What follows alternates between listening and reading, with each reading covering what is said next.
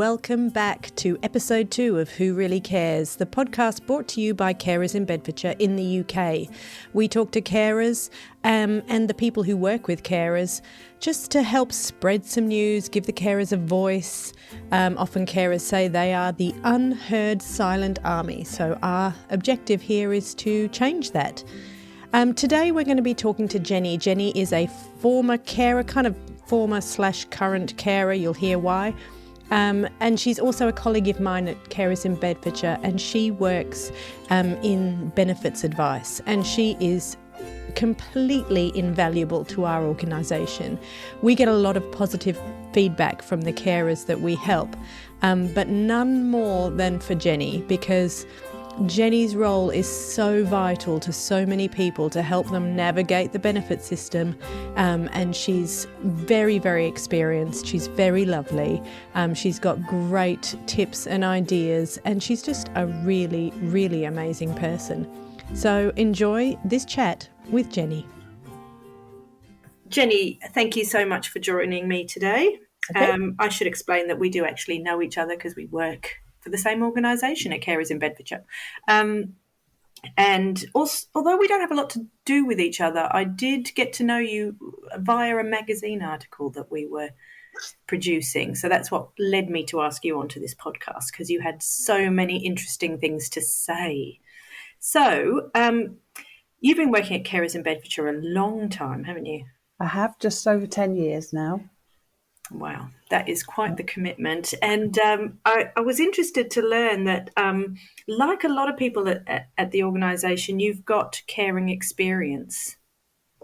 Yes. Prior to working for Carers in Bedfordshire, I cared for my friend Susan, who had multiple sclerosis, and I helped care for her for about 25 years up until the moment she died. Actually, I was with her when she passed away.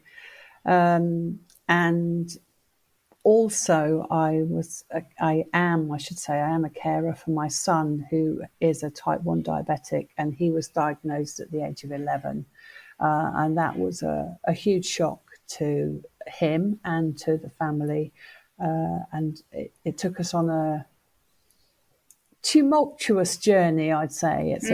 It's a big shock when someone gets something like diabetes, type 1 diabetes, because you have to learn so much so quickly. Literally one day everything in the world is normal, and the next day everything's tipped on an axis, and it's really tricky. It is, and I've learnt recently about type 1 diabetes diagnosis, and it's like it's extremely frightening for everybody, because it really is, get this wrong and you're in serious trouble. I honestly, Nikki, spent the first 6 months thinking that I was going to wake up and he would be dead in the morning, because I was so frightened. And actually, I went to a conference of parents and children with type 1 diabetes, and that was actually mentioned during, one of the speakers actually stood up and said that you probably thought your child was going to die, and it was a huge relief, because it was just a natural response to a very frightening situation. Yeah. Now, I have to say, he's 30 years old now, and he manages his diabetes relatively well, but he still needs emotional support from me. So I still am able to give him that amount of support. Sometimes it's like, oh, Mum, leave me alone. Yeah. I don't need it. But other times it's like, oh, actually, I need to talk this through with you. So yeah, it's a situation which we're still very much involved with. And there's huge advances in treatment of diabetes and management of diabetes. He has a pump now, and it's linked to his mobile phone. So it's what they call a closed loop system. So the mobile phone speaks to the pump, and he has a sensor on his arm, and that gauges his blood sugar levels all the time. So there are advances. It really isn't as complicated as it used to be. Yes, I know. I mean, gosh, back when he was first diagnosed, you would have been having to do finger prick tests and all that. He did. He had, Every, what was it, every 2 hours or 1 hour? Or... yeah, it's about 7 or 8 times a day. So he had, very sore fingers. He was. We very quickly worked out that he was the best person to give himself the injections Yeah. rather than myself. And his dad was supportive as well. So it just wasn't all down to me. But Mm. and his older brother, he had to step up because there would be little incidents while they were out playing. My son Lem would have his glucose tablets with him, and they were out playing, and the other kids just thought they were sweets and just ran off with them, and Gosh. so Luke had to step in and Yeah. become the protector, sort of thing. So there were lots of incidents when they were growing up. But Yeah. yeah, Well, I mean, I'm glad it's interesting because as a parent carer, often I've spoken to parent carers and their role only gets more difficult as the child grows, whereas your role, because of his self management, has become less difficult. Would you say? yeah, definitely less difficult. I don't Mm, I don't worry as much as I used to. And it's a different role now. It's more a sort of listening ear and an emotional support, really, yeah. because again, with the nature of diabetes, people do get emotionally upset when they're having hypos or hypers, or they feel like they're not managing their diabetes properly. There's a lot of pressure and stress on them. And there are forums and there are support groups, and he has had psychological support as well. Mm, But it is very difficult. It's a life threatening illness, and you have to come to make your peace with it. Otherwise, I would still be awake in the night worrying about him. yeah. Yeah. And so, do you think your experience supporting him helped you when you stepped up to support your friend?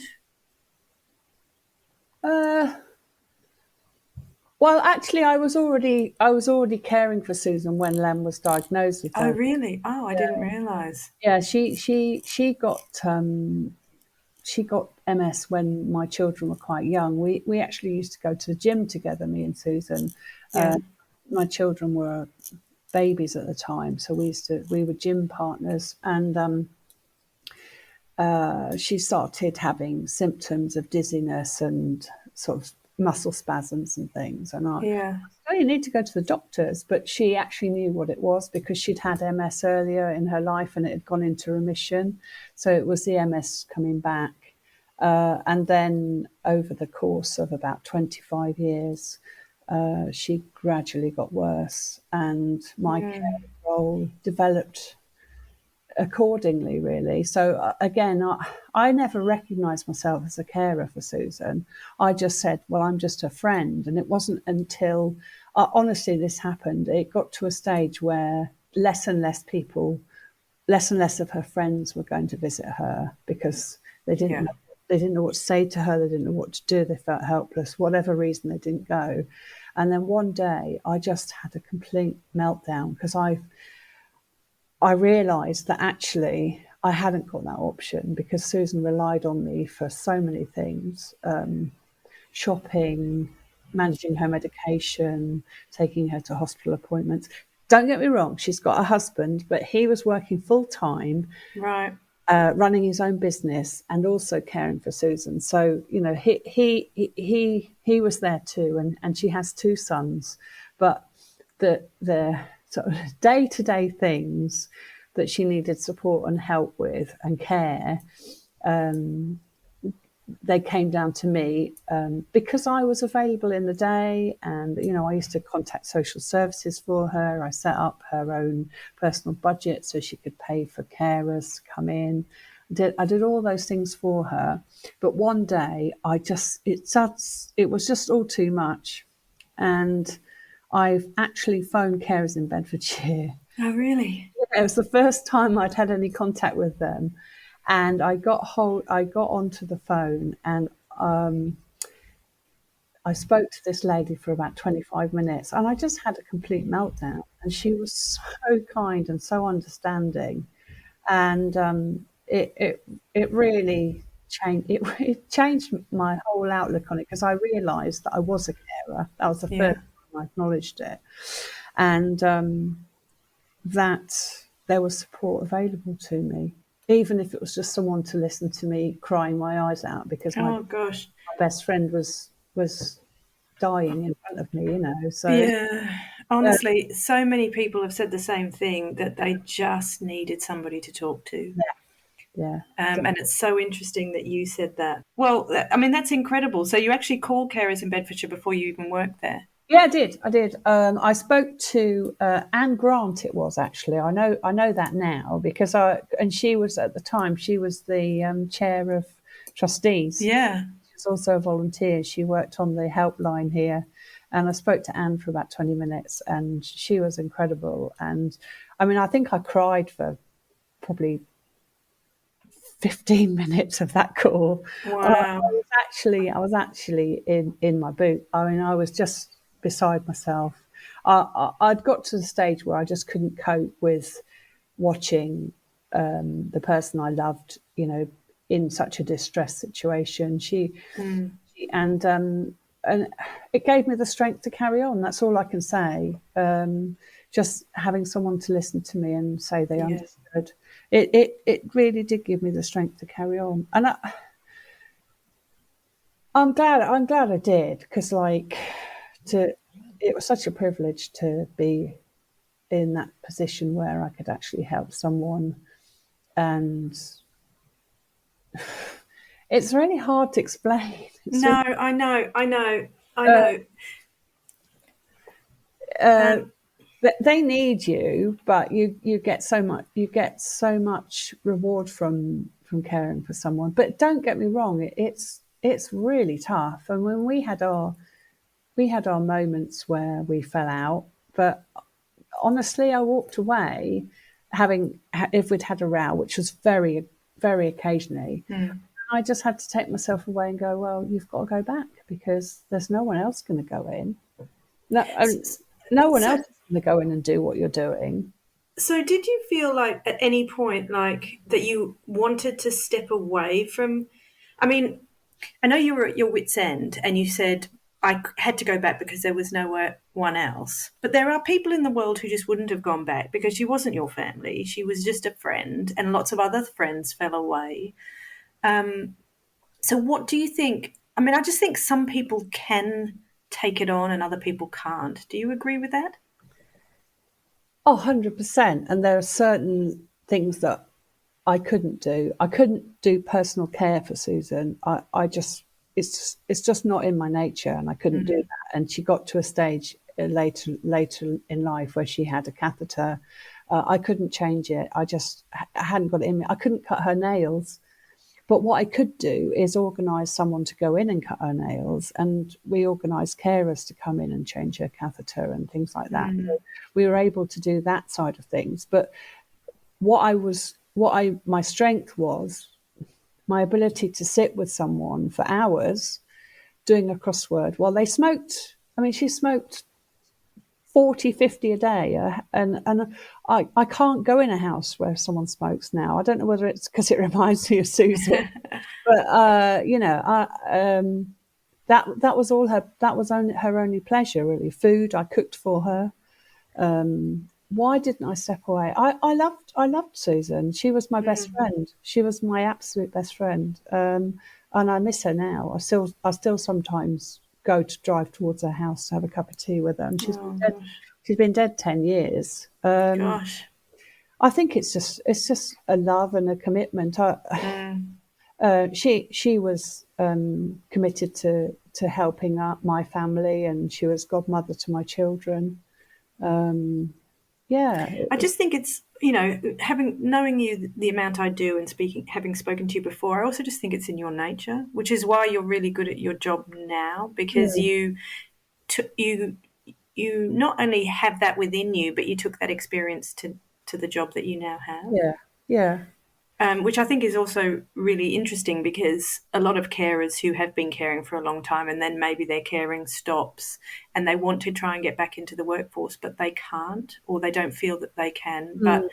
I mean, you're a living example of how the skills you used as a carer are transferable into the workforce.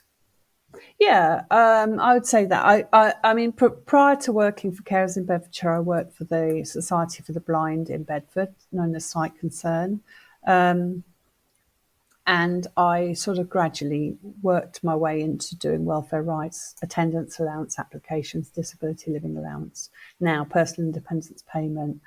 And I had some really good training from my boss at the time, and I will big her up. Her name's Wendy Lovett, and she gave me a huge grounding in support work. And if I had any concerns about if I was meeting someone and I was concerned about helping them, I'd go to her and she would give me lots of very sound, practical advice. So I just approach now every person. I just focus on their story, on their situation. I'm able to empathise quite well with people, so I can build up a trust and rapport very quickly. And all these skills really came from my caring role with Susan and with Lem. I very soon realised that if you're trying to engage services with people, to keeping it positive and getting your story across is the way to do it.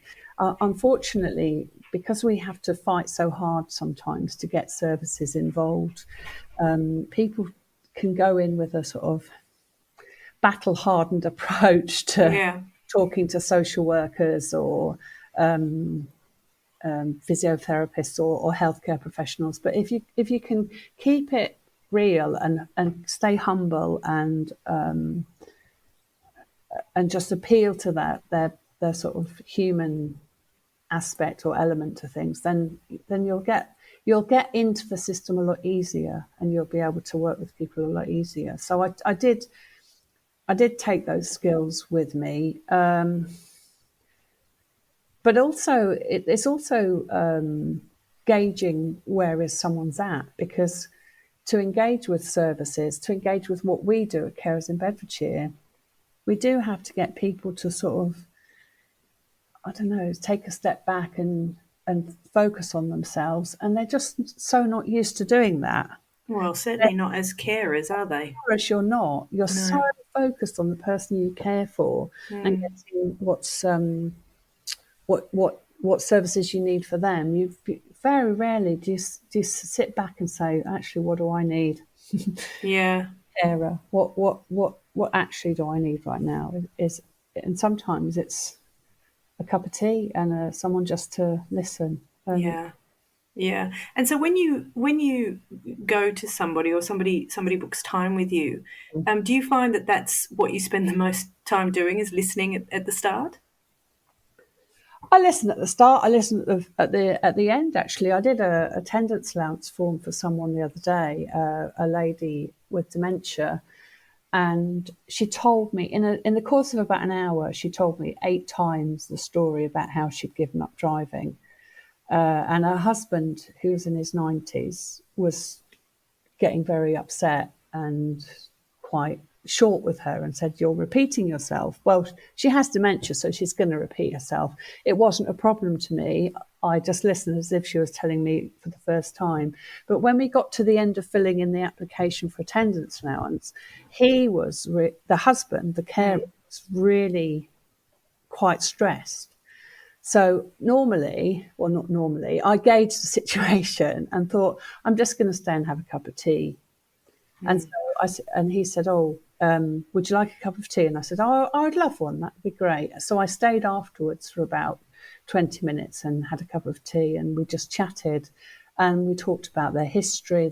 They'd travelled abroad quite a lot, so he was in the Air Force, and it was fascinating. And by the time I'd finished, he had come down, decompressed. He was a lot more relaxed, and then I felt that that was 20 minutes well spent, if you see what I mean. Yeah. It's not even it's not even that you've done anything, but you have done something. Yeah, exactly. All I did Yeah. was a cup of tea. And quite often having a cup of tea, it's not just about the tea. And I'm very fussy about my tea, you know that.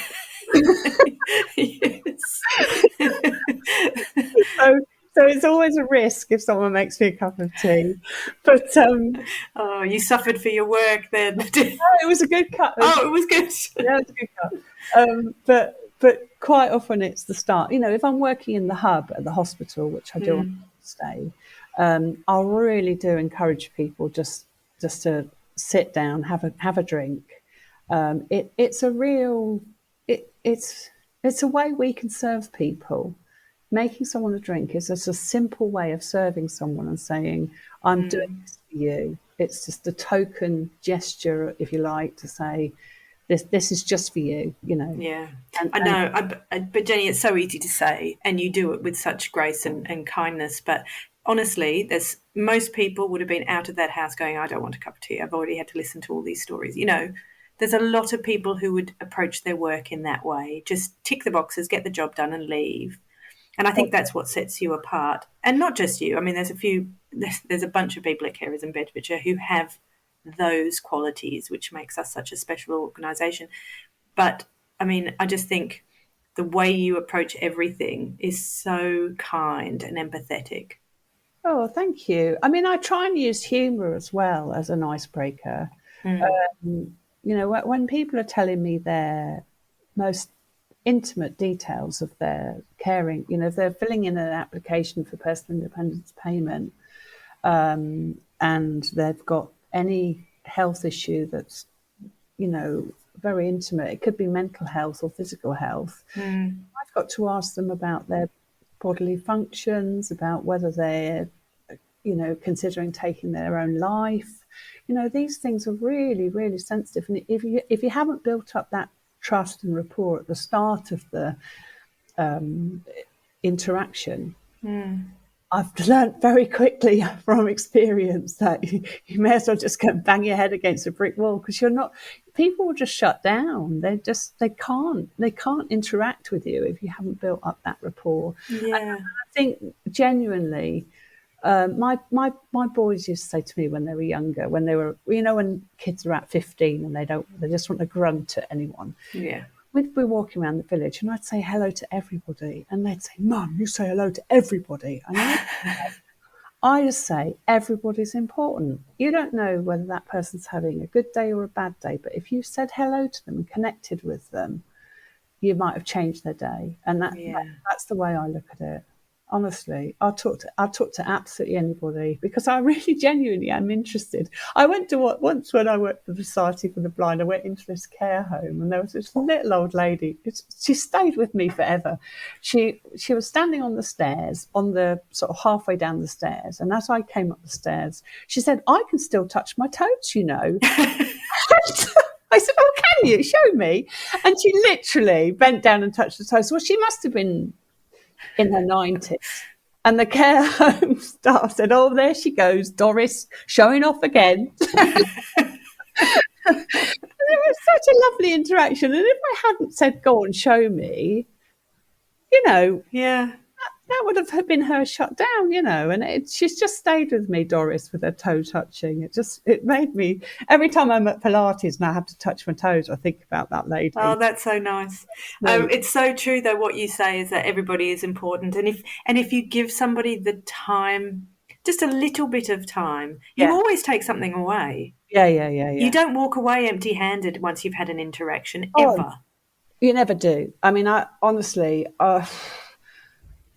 I'm still as passionate and involved with what I do now as when I started. I just, there's always something to learn. There's, you know, someone who's come to the country, can't speak a word of English, someone who can't read or write. You know, these people, that life is so much harder for them. Is for people that do have those skills and those attributes. So it's just down to us to support them and and take them through a process which is very confusing and very frightening. And people rely on what we do. Yeah. Some of the work we do, holding people together emotionally, but also financially, it's essential, really. It's just essential. And we can be the difference between someone having food on the table at the end of the day and not. So Yeah, that's true. I mean, that is the harsh reality, is that when you go into somebody's house, you can change their life. I mean, I remember you told me a story where I can't remember what it was. You said you filled in a form, and they were granted whatever it was they wanted, and it literally meant the world to them. yeah.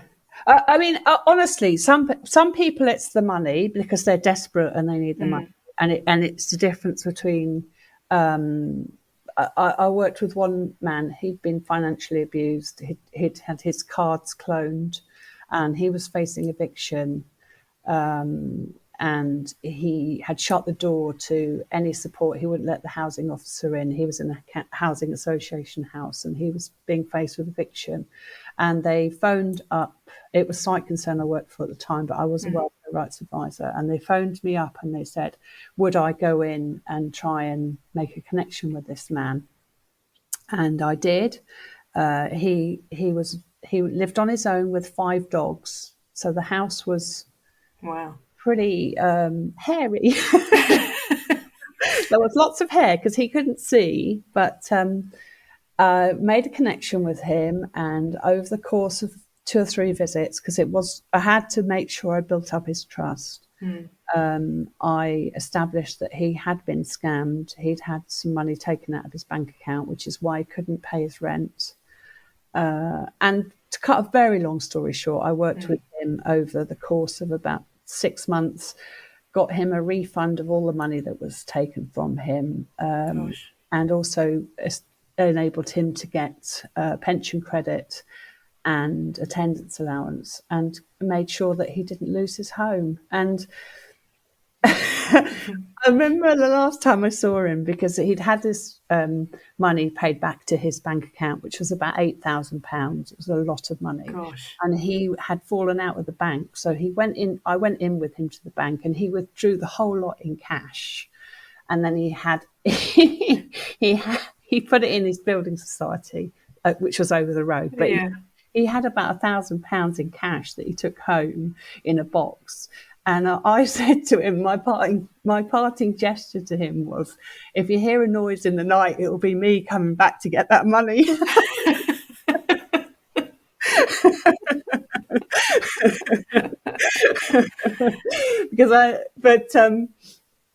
That's incredible, though. What an incredible story, because he would have been out of his house. He had nothing. I mean, I went to see him the last visit before Christmas. I made sure he had food. I made sure his dogs had food, because he had 5.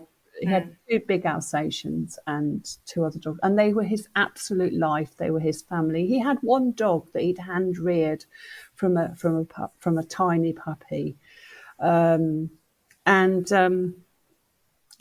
he had no money. I knew he hadn't got any money. And I very rarely would do this, Nikki, but I did. I took some cash with me, and I left it on the sofa. And he said, "What's that for?" He was very unhappy with me doing that. And I said, "Look," I said, "there's £50 there, cash." It was my money. It's my own money. And I said, "If you don't need to use it, I'll just pick it up next time I come back." But I said, I want you to have that money available to you over Christmas, because I would sleep knowing that he'd got enough money to feed himself. I went back and the money was there. Whether he'd used it or not, I don't know. But it was a risk on my part to do that, because I knew that it would be difficult for him to accept the money. But the way I did it, I just said, "Look, I'm just going to leave it there. If you want it, use it. If you don't want it, don't use it. I'll pick it up when I come back." It was a huge risk. I wasn't bothered about losing the money. That was nothing. That wasn't the risk. The risk was breaking down the trust that I had. Offending him, yes. Yeah. And I just said, "You might need it to buy dog food, you know." Yeah. Gosh. Yeah, but I mean, again, Jenny, not everybody would do that. I know, but we can't do it all. The thing is, we have to remain compassionate and caring and understanding, and we have to have that in our work, because we shouldn't be doing our work if we're not doing that. But we also have to have professional boundaries. There's no way every person I went to, I could give them £50 of my own money. I would be bankrupt, wouldn't be able to pay my own mortgage. Yeah. But sometimes you just know that you've got to do it. Yeah, and I like what you said. In some ways, you did it for yourself, because you couldn't have enjoyed Christmas had you not done it. So, yeah.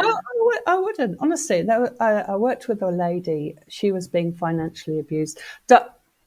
It sounds like every time I come across something, these are very rare cases. Yeah, yeah. But this lady was being financially abused by her family. I wanted to take her home. I wanted to take her home with me. Honestly, I worked with her for about 6 months, and I managed to help her get rehoused, without the family knowing. It was really intense work.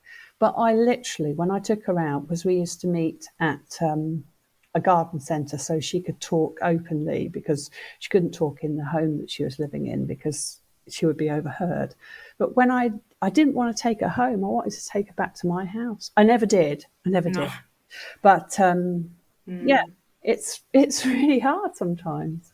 It's hard when you're working with parents who've got children with additional needs, because you know that you can't change their life. No. You can't wave a magic wand. Well, they're often the hardest ones, because you can't fix their problems. Their problems aren't going to be fixed. No. But what you can do is help them understand the system, help them understand where they're at, and try and navigate these services. Yeah.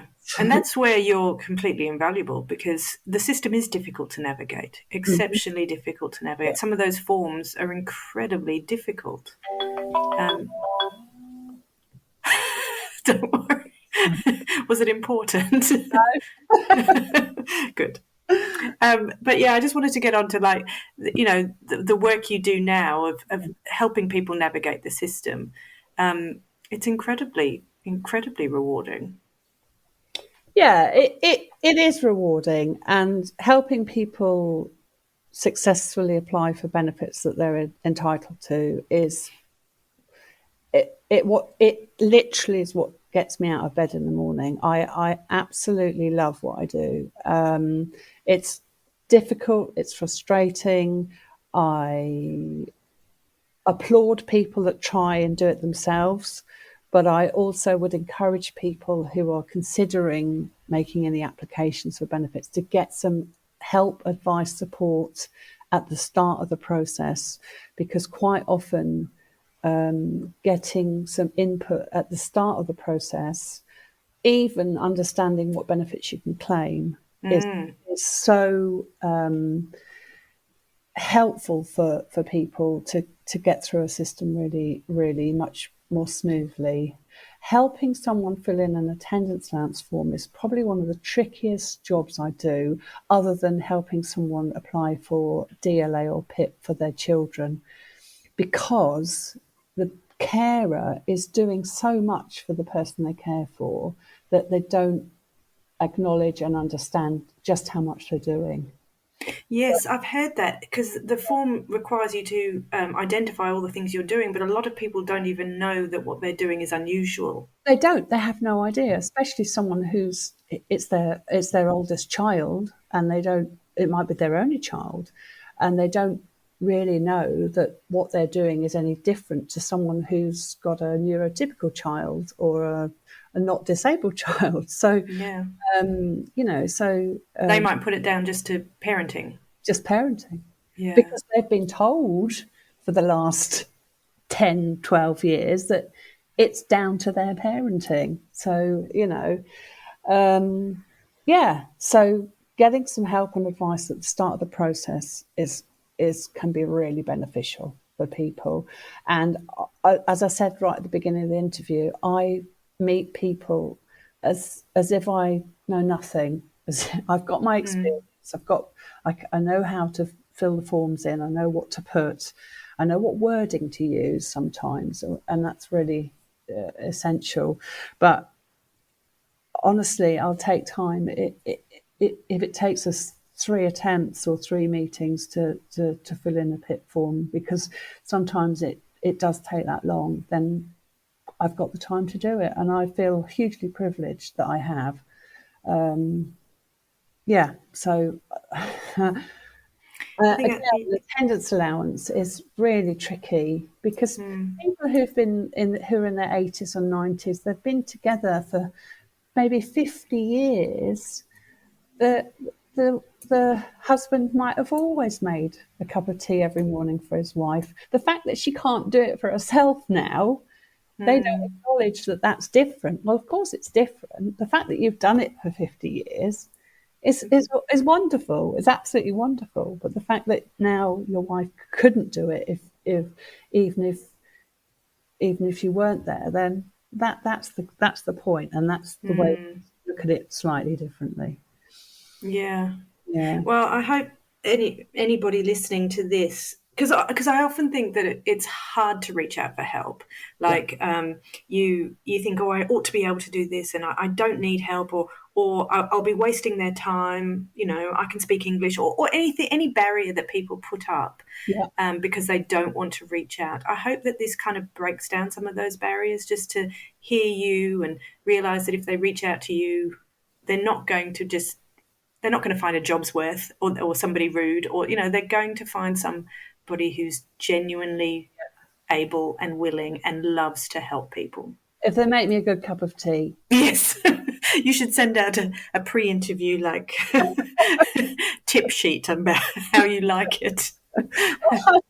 I used to visit one man, and this is again detriment to me. I am really fussy about my tea, and I used to visit this man, and he was blind, so he couldn't see very well. He could see a little, but not too well. His house was a real mess, and his kitchen was even messier. And he used to make me a cup of tea with UHT milk, which is a real pet hate for me, and a chocolate digestive biscuit, and I would sit and drink that tea because he'd made it for me. So I'm not that fussy, but I think asking for help is really tricky. And I know from my own experience of being a carer for all those years and not asking for help and getting to a point of complete meltdown. I think that's one of the hardest things people find is asking for help. Yeah.